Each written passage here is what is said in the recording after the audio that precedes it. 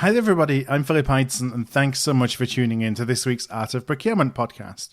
And while I was at ProcureCon Indirect East a few weeks ago, I interviewed Dave Quillin. Dave is Manager of Procurement at Alliant Credit Union in Chicago. And I last interviewed Dave back in early 2017 when he was at the end of the first year of a procurement transformation program. So this conversation gave us an opportunity to get caught up on the progress of his team and his organization, how have they been going over the last 2 years, and hear about what he's discovered along the way. And as you will hear, there have been some twists and turns along the way. In that conversation, we cover topics such as how small procurement teams can build or access specific category expertise, why implementing all P2P modules at once, even in response to stakeholder demand, may not be the best approach, and Dave shares a key piece of management advice from a former colleague that has made all the difference on the Alliant Credit Union transformation journey. So I started the podcast with Dave by just asking him for an update on his procurement transformation journey since the last time that he appeared on the pod and that we had spoken a couple of years ago. Yeah, well, first, it's great to be back here. Yeah. I appreciate you having me back, and the last couple of years have not gone as we thought, because it's not a straight line, right? So we knew that it was going to be twists and turns and things like that. And one of our biggest challenges we had over the last couple of years is around our procurement system. Mm-hmm. So when we launched it, we were in the middle of that when I think we talked last, we were in the middle of the implementation. And so we launched it. And there were a lot of bugs in the system, unfortunately, and caused some where we thought everything was going to be wonderful and people would love it. We had to work through those bugs and spend a lot of time with the vendor and with our internal teams to make sure that all of those things could be worked out. But in the end, in the current state where we are now, we're in a really good flow with our procurement, not just our procurement tool, but our process as well. Yeah. So as I've said before, it's not about a tool or anything like that. It's really about our process. And our processes continue to evolve. Over the last couple of years, we've matured our third-party risk management practice, which has then moved into our risk group. Mm-hmm. We're now starting an IT asset management practice, which is going to fall under me because I have expertise in that area. So we have that. I still have a small team, myself and one strategic sourcing person, and then one IT asset management contractor that's reporting into me. And I'm hoping to grow the team over the next couple of years. But so we've come a long way in that now our process is ingrained in the business. We did all of that, and we have the structure the way it is now. But the process is ingrained in the business, so that they are now using us more, and they're coming to us instead of us always going to them. Yeah. And it took 3 years from us to start getting those meetings out there, starting to talk to people about this is why it's important. We want to put you to best and highest use, and this is what it's going to do for you. Mm-hmm. And so now that we're completed a 3-year journey, we're ready to take the next step, and I'm really excited about what the future holds. I know it won't be exactly as we plan it out, as the last 3 years weren't, but it's not a bad thing though. That's just the normal ways of growing a team, especially when you're starting from scratch. And I know you have some listeners out there that are in various stages of maturity, and for those that are in a starting something from scratch, or you're taking something over and need to evolve it, work on that process and work on the communication. Mm-hmm. When you do that, people will want to work with you, and it won't be everybody all at once, and it's not rainbows and unicorns. Right. But it's like one at a time, but you're kind of winning over the hearts and minds. Exactly. And it is winning over the hearts and minds, and the more you do that, the more you'll get them coming to you, and then you can start and be more proactive, which is where we're kind of at that jumping off point now into the next 3 years. Like 3 year stage of your journey. There's a couple of things I wanted to ask you about.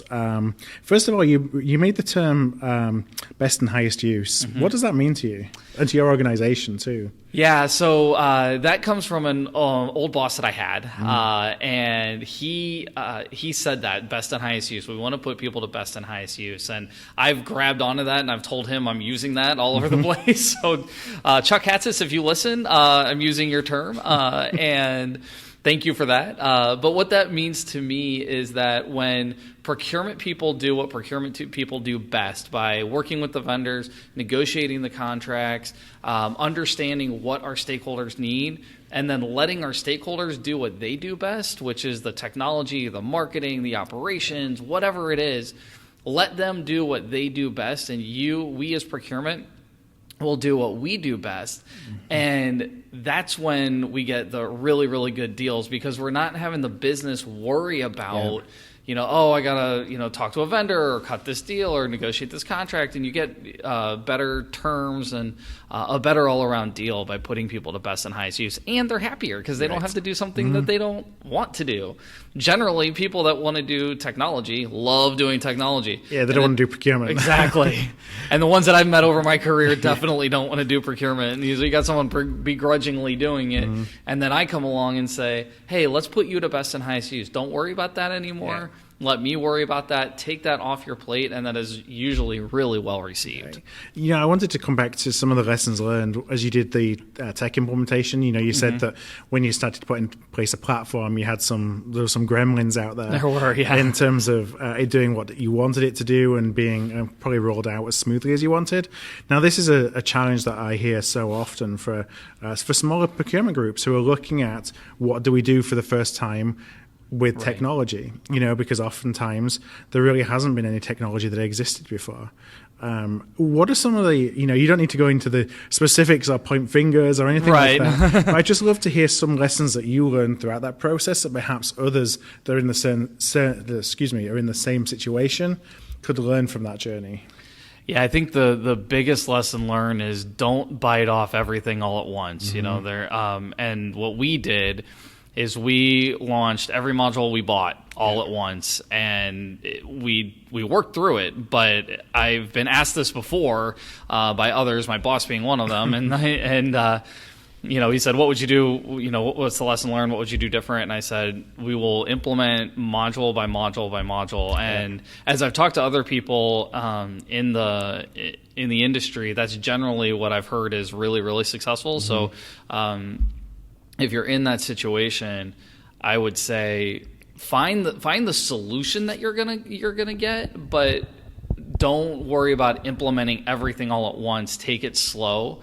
I know everyone's gonna want everything all at once in your business, and your stakeholders are gonna say, why can't we have it all at once? And if you take your time and start with the most pressing module for you, and for some people that might be sourcing, for other people it might be contract management, P2P, whatever is most pressing for you, launch that first and then build on top of it. And there's lots of good stuff out there to choose from, and more they're putting tools under one code base. So if you know your process, and this is one where I keep coming back to it as I talk to other people. I know this was extremely successful for us, and it's a good lesson learned, and that is know your process before, and you'll choose the right tool, and you'll mitigate as many risks as you possibly can. So know your process, and then roll things out slowly are the two biggest lessons that I've learned. Yeah, it's an interesting one.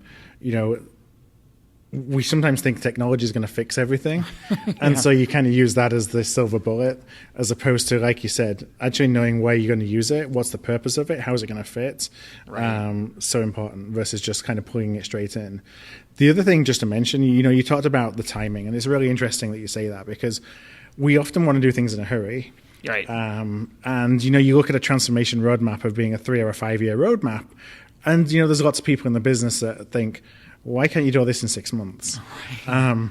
And so I see, when you're looking at technology implementations, there can be timescales of 3 years, 4 years, depending on the modules, depending on the complexity.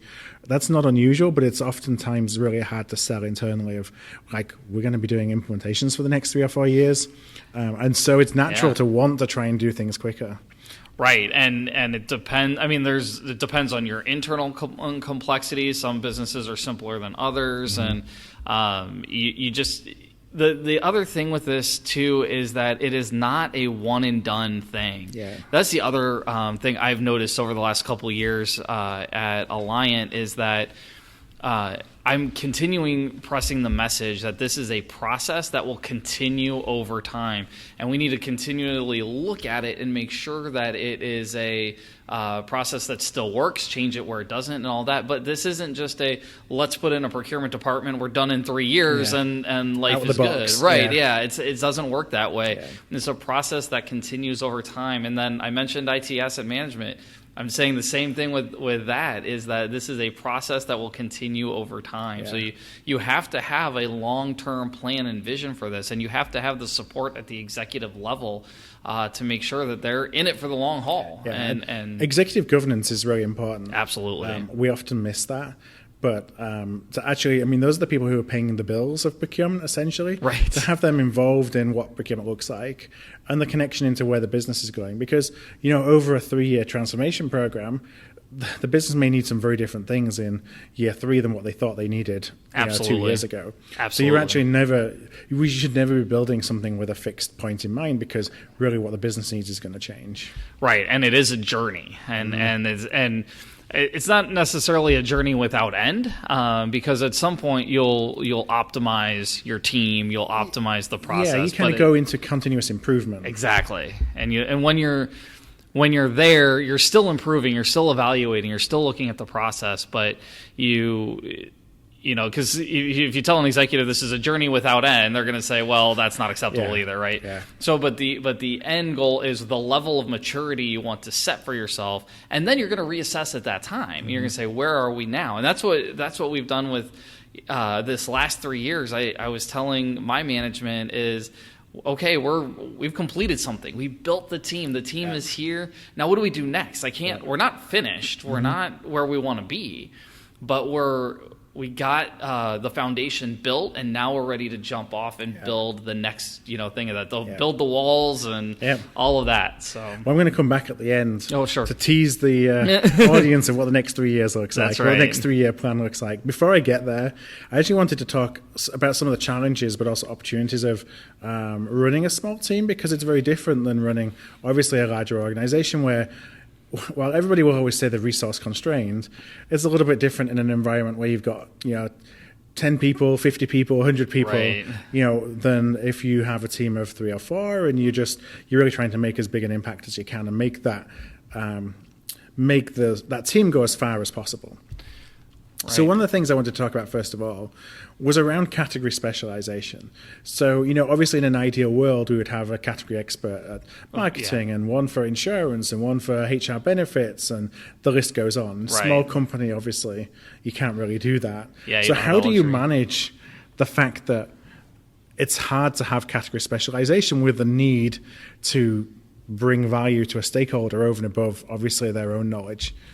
Yeah, and that is hard. That is a challenge. And I think someone will have some type of category specialization. So what I mean by that is you won't have specialization in every category.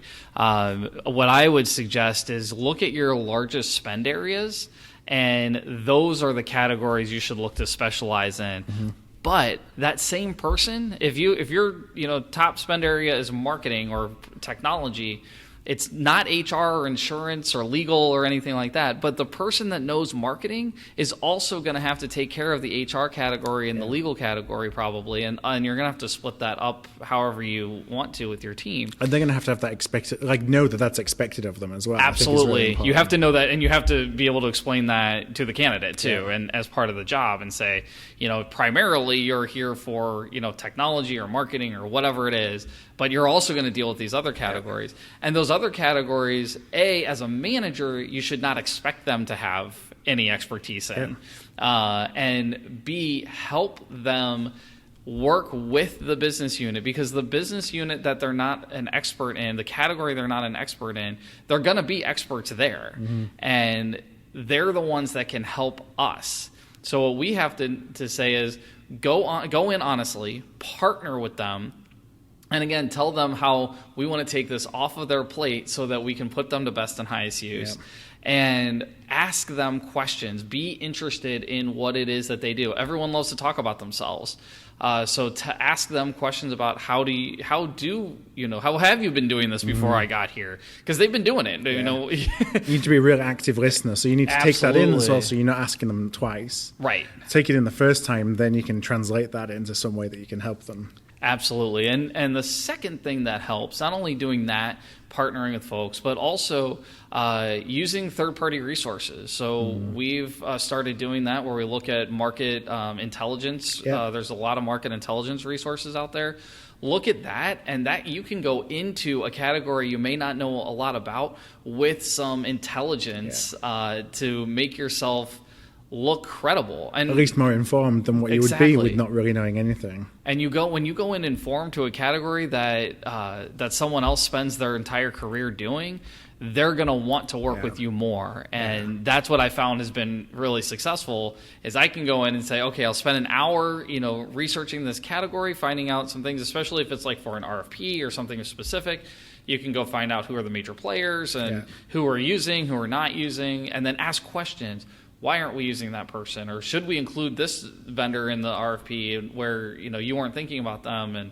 And here's why I think that, because I've done some research and the market looks like this to me, and that's going to give you a lot of credibility to go into a category where you don't have the expertise, because we can't all have teams of 50 people. I'd love to have, even in, a $10 billion revenue organization, you can't have an expert in everything. Absolutely. Yeah. And so you still have some of the same challenges. Yes, you've got more people.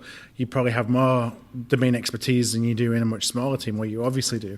But you're still not going to ever cover everything unless you are, Fortune 50 company. Right. And you can afford to have that many people in there. But we're still going to drive value to every category, even the ones we're not experts in. Yeah. So managing a small team, that is one challenge. You're also, as a manager, going to be doing a lot of the work, because you as a manager will have category expertise. I do. I'm the manager of my team, but I also have technology expertise. So and you need to spread that so that you make sure that whoever you bring in doesn't have the same, because then you're not just kind of cloning your own experiences to go as far and as deep as possible across multiple categories. Right. And I have to learn other categories as well that I'm not an expert in, and following that same model and saying, okay, help me help you, and so on. How do you prioritize? Because with a small team, it's obviously really hard to you're going to have more things coming to you than you can deal with, and what's I think even harder about that is you're going to get a lot of things that are small stuff. Right. That there's a strategic benefit of doing it to build a relationship, but it's not like you have the luxury of being able to take on all this small stuff, because you still got the other things that you need to do on a day-to-day basis. Yeah, that's absolutely right. And we have become kind of the victims of our own success by having a lot of that come at us, and not the higher value things. What I do is I take the I'll teach you to fish method. I actually say that to people. I'll say, Dave, can you help me with this? Sure, I'm going to teach you how to fish. I'm going to teach you how to do that so that you can do it for yourself next time. So this is where automation comes in handy, in that. So for us at Alliant, with our procurement tool, almost anyone in the organization can create a requisition and get that spend approved, send that PO to a supplier. Do not have to involve my team.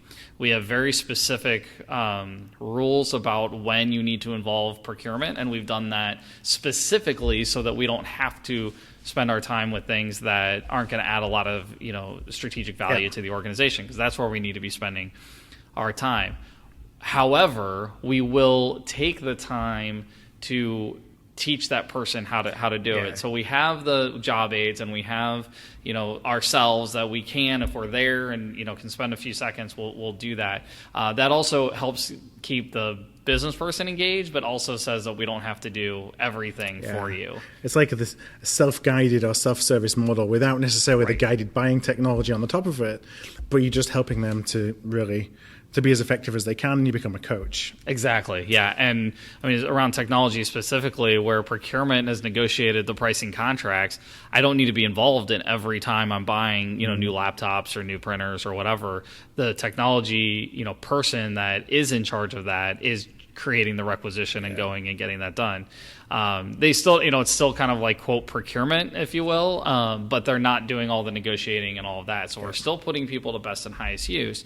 But we don't have the luxury. I don't have 10 buyers on my team to go through and put all the requisitions through. So our business does have to do that, and they do. And the nice thing about where at Alliant is that we do have an engaged group of people that will go in and want to do that and do that right, because it helps them too. And the other cool thing with automation is that when they do that correctly, they get the numbers that they want from a budget standpoint, knowing how much they're spending. And that's where we'll add even more value, is now that we can do that. And that's what's come with, we've had a complete 12 months of our procurement tool being live, all of 2018. We get all this really cool data now, and now I'm able to act on it, which is so cool. And that's the strategic stuff we're able to add the value for. So and they still see you as being an enabler, because you're helping them get while you're not getting in the way, but you're helping them get the results that they want to get. On the smaller stuff, as opposed to just kind of washing your hands of it and saying, hey, you're on your own. Exactly. And we don't ever want to just say, hey, you're on your own. We're always here to help. And that's what helps keeps the business engaged. Now, I know before you joined Alliant, you've worked in bigger companies, and then you've come to a smaller organization, to build the function up. Do you see different skills needed if you're coming into a smaller team than if you were working in a larger one? I think, I think so. And the people skills, I think, need to be there, because you still need to in a larger organization, you can get away with kind of saying, okay, the smaller things here, you do it, and kind of rinsing your hands of that, because you're not interacting with those folks all the time. At a smaller organization, you're interacting with the same people all the time, so you need to hone those skills. It's just like negotiating anything, right? You want to make sure that you're doing that, but you're doing it in a way that keeps them engaged, and creating that positive environment that they want. And not that you're not going to do that in a larger organization, because obviously you will, but it's more one-on-one interaction than you have in a larger organization. It has a bigger impact on the results of your organization. Absolutely. And when I've been in larger organizations, I'm talking, to higher level managers, whereas in a smaller organization, I'm talking to higher level managers, but I'm also talking to staff level people too. So you have to know how to engage with the appropriate level of person you're talking with, and so you need to be able to talk. I talk to everyone from the CEO all the way down. So you have to have the flexibility. You can't be rigid with anything. Now, do you think that I think this from a general procurement perspective, but I'm interested if it's even more pronounced within a small team environment, where ultimately the technical procurement skills aren't as important as the relationship and the soft skills and the influence and the persuasion, because you're in such a kind of captive environment, if you will, and it's not necessarily all about best practice procurement, but getting a job done and being able to kind of be pragmatic in getting a job done. Right, and you have to. You have to keep the business rolling. So you don't want to get so caught up in, well, this is the best way to do it, and you gotta be flexible enough to say, okay, let's get this done. How do we do it where we're still in policy and all that type of thing, but enable them to get that done. And the one thing I've learned too by going to conferences like ProcureCon and those types of things is that I talk to other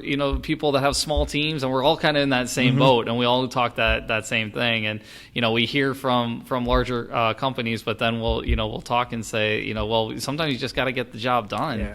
And we do it you have to have the skill set to recognize that, and then also work through your process as best you can but still getting that done. So I'm not suggesting taking shortcuts and all of this, but if there's a quote best practice of procurement that you may get if you're at an IBM or someplace like that, maybe don't worry about it so much, other than following the process and getting stuff done. Now, talking about process, how structured do you really build a process? Because you can look at, I've seen larger organizations, been in them myself, where, you have a 250-page playbook that says, this is how you do every single step, this is every single model you use, et cetera, et cetera.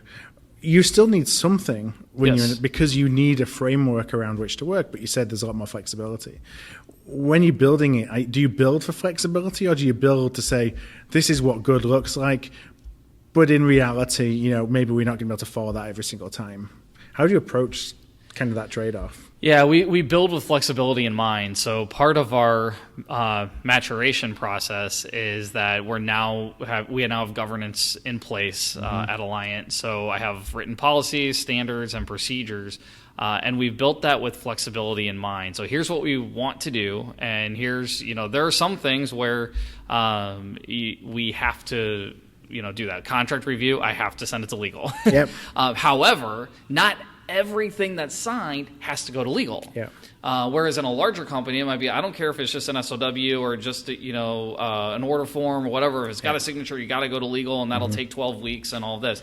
Again, by getting the job done, what we've said is, if there's legal terms, it's got to go to legal. They got to do the legal terms and all that. If it's just business terms, then procurement will review, and the business unit will review procurement's red lines and all of that, and then we'll go from there. It frees up legal, but again, putting them to best and highest use, because they're generally not going to do business terms. And they've got the same constraints that you have in terms Exactly. of resources as well. It's not like they have, an ivory tower of lawyers all over the place where they want to get involved in everything. They probably want to get involved in as little as they possibly can get away with, while obviously maintaining the integrity of the risk management. They don't want to see everything. Absolutely. And so we've built with flexibility in mind to know that we have to be able to get business done and be flexible in the process. And POs is another good example. We know that we're not going to get a PO for absolutely everything, so we've exempted some things out and said for these types of things. Now, as we have further conversations, we say, well, those things we exempted out 3 years ago, are they still the right things to be exempted out? And so you constantly got to iterate and look at what you're doing, but you have to be flexible as well. Now, one of the things I wanted to touch on was, we obviously see a lot of industry coverage about emerging new technologies. Maybe it's old technologies that are being put to practice in new ways. We often forget about finding or kind of focusing on what's important. And in a smaller organization, I'm imagining that your budgets to be able to do wonderful pilots and test lots of new things are kind of limited. Right. How do you find like you are keeping one eye on doing things different and using technology while being pragmatic enough to realize that I'm not suddenly going to get a huge budget to bring in a new, all singing, all dancing technology solution. Maybe I'm only going to get one shot at this or two shots at it. And so I got to be really careful where I focus. Like, how do you balance that off so that you're still keeping an eye on things, but you're recognizing that my future isn't going to be, all this wonderful technology and I can just take a seat back? Right. I was actually having a conversation with some folks today about that very topic, and it goes back to the process, trying to get things done. So yes, you have to know what's out there. You have to know that there's RPA out there, robotic process automation. You have to know that there's all sorts of different technologies coming out, blockchain, all of that. You have to know what that is, but you also have to understand what works for your business. Yeah. RPA may work for some. It's going to work for the big companies. It may not make sense for you. But when you come to a conference and when you are hearing about those things, the way I kind of take it is like, cool, that's kind of cool to think about. Like, is there something that would apply here? Maybe yes, maybe no. But it doesn't stop the day-to-day. I got to get stuff done. So I'm not spending a whole lot of resources on, okay, I got to implement something in RPA because I've heard about that, at a conference somewhere. So we're going to go, do that because A, I don't have the budget to do it. And B, I don't have the resources to do it because I'm a small team. So I gotta make sure that, when we look and see what the opportunity is, then knowing what is out there, you may be able to bring some things in and make life easier for everybody. So you want to know about it, but it's not necessarily you have the opportunity to deep dive because you just I don't want to say blocking and tackling per se, because I think you're doing a lot more because you're proactively creating value for folks. Absolutely. But in doing that, then that allows you to iterate, grow slowly over time, and then maybe there's an opportunity to start investing in or experimenting with some of this technology that you've been keeping an eye on, but perhaps before you couldn't utilize. Yeah, and small teams probably won't be on the bleeding edge, and that's not a bad thing. I don't mean that to be disparaging. I think that because of all the stuff we have to do, we're not gonna be able to do that. Yeah. And if you like to be on the bleeding edge, and that's why the big companies are what they are, and they got a lot of really cool things going on. But as leading a small team, you just have to know what it is and look for that opportunity, because if you can make your process more efficient as you mature and all of that, then it's going to make life easier on your team, because some teams can get overwhelmed really fast. Yeah. And when that happens, you have to recognize that and say, okay, is there a way to make this better? Mm-hmm. Oh, I heard about RPA and someone said it could be used for procurement for like a PO process. Can that work? Yeah. It's been out for a while. Can that work here? And maybe it can, maybe it can't, or maybe you're not ready for it yet. It's just recognize where you are in your maturation stage. So one last question I just have on the journey. As you are, how do you make a procurement role attractive, in a small team to an external candidate who, you yourself, you came from big companies. There was obviously a reason that motivated you to come into a smaller organization. How are you attracting people who have, are very well versed, they're mature, they can have a big impact. So the good procurement professionals. Mm-hmm. How are you attracting them into a small company environment? So one of the things that attracted me to the role was that I can take the expertise that I've had over the years and build the procurement organization of my dreams. Yeah. Yeah. And I've been able to do that. Now, to bring other talent in, I kind of look at it in two ways. One, I don't necessarily need the most experienced procurement people. Yeah. I can train someone who's new to it. What I find is that salespeople that are pretty good at sales also make really good procurement people. I being one of them. We're closer than we like to, I think, admit sometimes. We are. We're reverse sales. Yep. I'm a reformed salesperson. I've come over and seen the light. But I think that those folks make good procurement folks. And what I tell them is, if I can train you to do this, and you're going to make a big impact really fast. Yeah. And they will. In a small company, you have visibility up through all levels of management, no matter where you, especially in procurement, because you're seeing everything that's happening.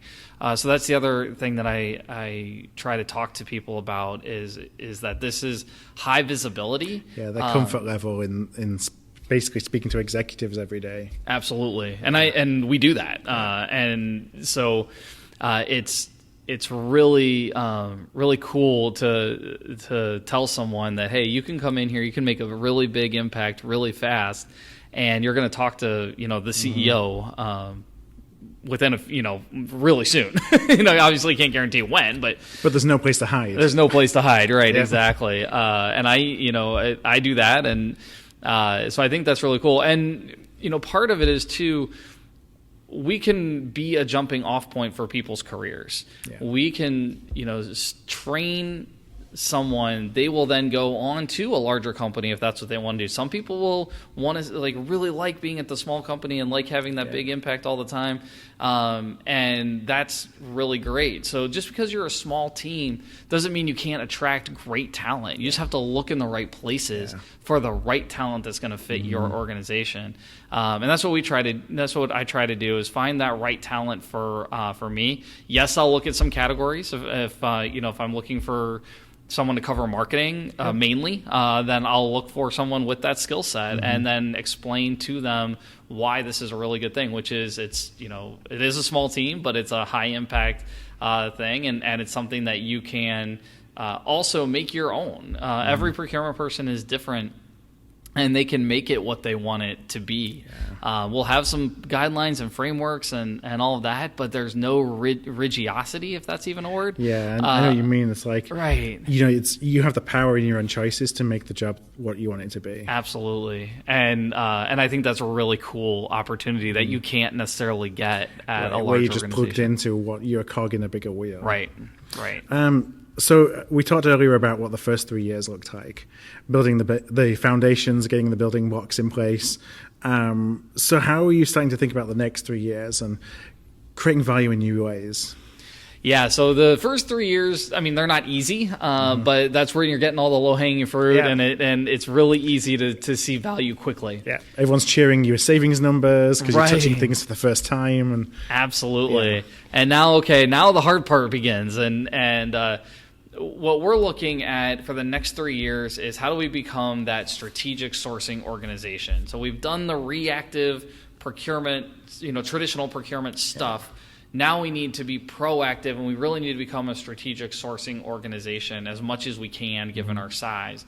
So the next 3 years looks like a transition, mature, and optimize. So this year we're going to transition to that strategic sourcing activities, mature those activities in 2020, and then by 2021 optimize that team, move into that continuous improvement. Yeah.